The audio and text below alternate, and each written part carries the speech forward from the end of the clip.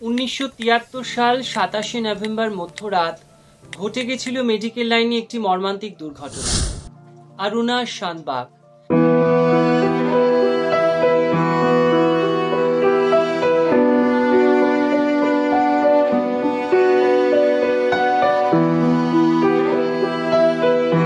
যে নামটি বর্তমান সময়ে সোশ্যাল মিডিয়ায় ঘুরপাক খেতে দেখা যাচ্ছে, সেই অরুণা শানবাগ নিজের কর্মক্ষেত্রে ধর্ষিতা হয়েছিলেন।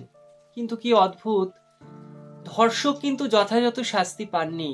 ভারতবর্ষের আদালতে কেন তিনি ফাঁক দিয়ে বেরিয়ে যেতে পারলেন এবং মুম্বাই পুলিশের ভূমিকাই বা কি ছিল, সে নিয়ে কিন্তু আজও মিডিয়াতে আলোচনা হয়। অরুণা শানবাগ, আজ তাকে নিয়ে ভিডিও বানাচ্ছি। যারা দুর্বল মনের, আমি তাদেরকে বলবো তারা এই ভিডিওটা স্কিপ করতে পারেন। যারা ইনফরমেশন গ্যাদার করতে ভালোবাসেন, অবশ্যই তাদের জন্য এই ভিডিওটা খুব ইন্টারেস্টিং। তারা ফার্স্ট টু লাস্ট দেখুন এবং আপনাদের যে ফিলিংস অবশ্যই যাওয়ার আগে এই ভিডিওর কমেন্ট সেকশনে কিন্তু জানিয়ে যাবেন। মুম্বাইয়ের কিং এডওয়ার্ড মেমোরিয়াল হসপিটালে সুদূর কর্ণাটক থেকে দু চোখ ভরা স্বপ্ন নিয়ে এসেছিলেন অরুণা শানবাগ। ভেবেছিলেন খুব ভালো একজন সেবিকা হবেন, কিন্তু তার এই স্বপ্ন একটি রাতে সম্পূর্ণভাবে চুরমার হয়ে গেল। শোভনলাল ভাট্টা বাল্মীকি, তিনি ছিলেন এই হসপিটালের একজন সাফাই কর্মী। মানুষটি চরিত্রগতভাবে ভালো ছিলেন না, সেই কারণে অরুণা শানবাগ একজন কর্তব্যরত সিস্টার হওয়ার কারণে তার নামে অভিযোগ জানিয়েছিলেন ঊর্ধ্বতন কর্তৃপক্ষকে, যা শোভনলাল ভালোভাবে নেয়নি। আর সেই ঘটনার পরিপ্রেক্ষিতে তার ক্রোধ চরিতার্থ করার জন্য পিছন থেকে অতর্কিতে অরুণার উপর চড়াও হয়। প্রথমেই বলেছি, অরুণা অত্যন্ত কর্তব্যরত একজন সিস্টার ছিলেন। বাকি 5টা দিনের মতো সে তার কাজকর্ম গুছিয়ে বাড়ি ফেরার উদ্দেশ্যে পোশাক পরিবর্তনের জন্য যখন বেসমেন্টে যায়, সেই সময় হসপিটাল অনেকটা ফাঁকা হয়ে গিয়েছিল। আর শোভনলাল তার অসৎ উদ্দেশ্য চরিতার্থ করার জন্য সেই বেসমেন্টে আগে থাকতেই লুকিয়েছিল।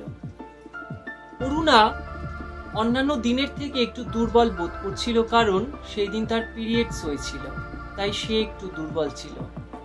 যখন সে পোশাক পরিবর্তন করে তখন শোভনলাল পিছন থেকে তাকে আঘাত করে এবং তার পোশাক সম্পূর্ণভাবে খুলে দেয়, অর্থাৎ তাকে বিবস্ত্র করে।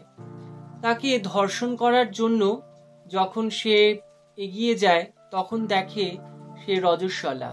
তখন তাকে উল্টে যেভাবে তার সাথে শারীরিক নিগ্রহ করেছিল, আইপিসি 377 ধারায় আইনের পরিভাষায় তাকে বলা হয় আনন্যাচারাল সেক্স বা বিকৃত যৌনতা।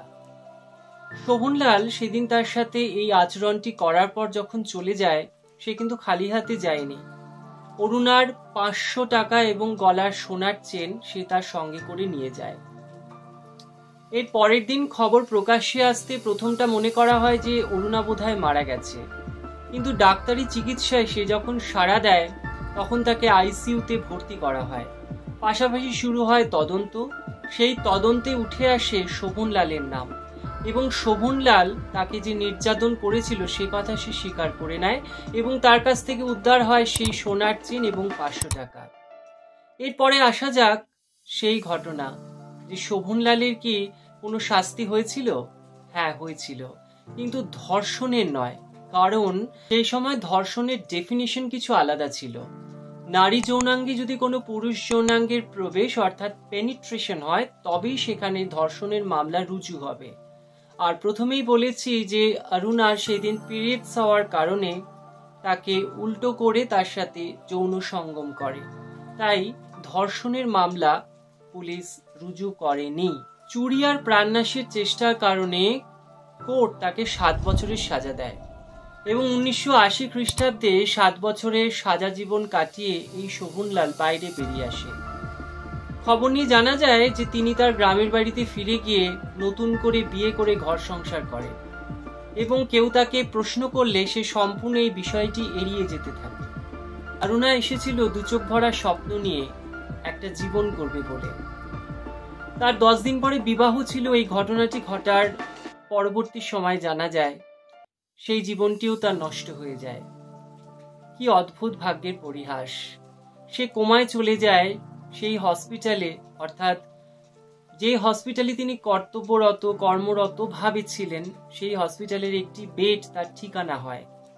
শোনা যায় যে তার বাড়ির লোক এর পরবর্তী কোনোদিন তাকে খোঁজ করতে আসেনি বা কোনো রকম যোগাযোগও করেনি।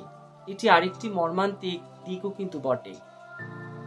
এরপর বিএমসি একটি নির্দেশিকা জারি করেন, অর্থাৎ বম্বে মিউনিসিপ্যাল কর্পোরেশন তারা নির্দেশে জানায় যে অরুণা 7 বছর ধরে একটি বেড দখল করে আছে, তাকে অন্যত্র সরিয়ে দেওয়া হবে। তখন এই সিস্টাররা এগিয়ে আসে এবং একটা মুভমেন্ট করে, যেখানে সরকার তার মতামত বদলাতে বাধ্য হয়। অরুণার যন্ত্রণাদগ্ধ জীবন থেকে তাকে মুক্তি দেওয়ার জন্য এক সাংবাদিক কোর্টে আপিল করেছিল ইউথানাসিয়ার, কিন্তু তা খারিজ হয়ে যায়। অনুষ্ঠানের একদম শেষে বেশ কিছু প্রশ্ন আমাদের সবার মনে কিন্তু থেকেই যাচ্ছে। তা হলো আমাদের ভারতবর্ষের ন্যায় বিচার সম্পর্কে। আমাদের ভারতবর্ষে অরুণার মতো যে ঘটনাগুলো ঘটে, সেখানে কি তাহলে তারা কোনোদিনই ন্যায় বিচার পাবে না? প্রত্যেকবার যদি এরকম মুভমেন্ট তৈরি হয় সারা ভারতবর্ষ জুড়ে, যেটা আমরা আরজি করের ক্ষেত্রে দেখছি, সব ক্ষেত্রে সব কেসে কি সেরকম মুভমেন্ট দেওয়া সম্ভব? কেন ভারতবর্ষের বিচার ব্যবস্থা এখনো সেরকম পোক্ত নয় যেখানে মানুষকে সঠিক বিচার দেওয়া যায় না? অরুণার মতো ঘটনা আমাদের চোখে আঙুল দিয়ে দেখিয়ে দিয়েছে, যেখানে বিচারের বাণী নীরবে নিভৃতে কাঁদে। এই অনুষ্ঠানে যে প্রশ্ন আপনার মনে থাকলো, যে প্রশ্নের উত্থান ঘটলো, সেটা কিন্তু আপনি কমেন্ট সেকশনে জানাবেন এবং তার প্রতিকার নিয়ে আপনি কি ভাবছেন, আপনার মতামত অবশ্যই জানিয়ে যাবেন। আসুন আমরা সবাই মিলে সচেতন হই। সবাই ভালো থাকবেন, সুস্থ থাকবেন। নমস্কার।